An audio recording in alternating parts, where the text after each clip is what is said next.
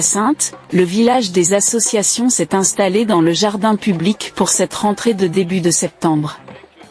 Environ 200 stands, la plupart sous des tonnelles, ont présenté leur savoir-faire dans différents domaines, loisirs, sport, danse, théâtre, bien-être, et quelques associations d'utilité publique relatives à l'environnement et le social.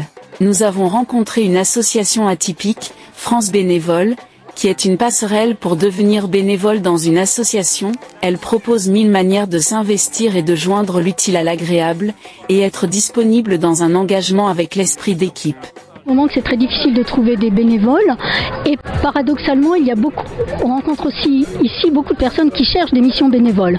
Donc je pense que ce qui manque et ce qui est compliqué, c'est de faire le lien, ce qu'essaie de faire France Bénévolat d'ailleurs, entre les personnes qui cherchent et les associations qui recherchent. Ce qui est compliqué aussi pour les associations, c'est de recruter des bénévoles avec des méthodes un petit peu différentes d'avant. Parce qu'avant, le bénévole, c'était souvent le voisin, la famille, c'était toujours par relation, par connaissance. Et nous, ce qu'on propose, c'est de trouver des bénévoles par une plateforme sur Internet, par des gens qui postulent. Et ce qui est un petit peu nouveau et pas forcément encore dans les mœurs. Moins de 30 ans, alors je n'ai pas les chiffres exactement en tête, mais il y a autant de jeunes que de plus de 65 ans. Il y a 25% de moins de 25 ou 30 ans et 25% de plus de 60-65 ans.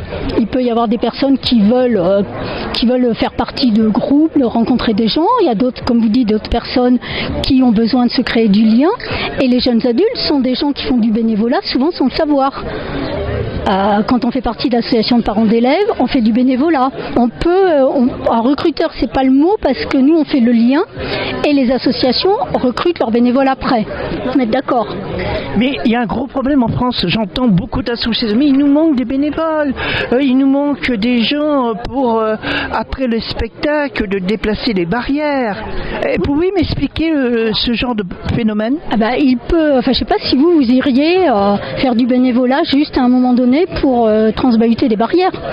Alors nous, on essaie d'accompagner les associations on accompagne les associations en travaillant avec eux sur comment on recrute des bénévoles, mais comment on les accompagne et comment on les valorise.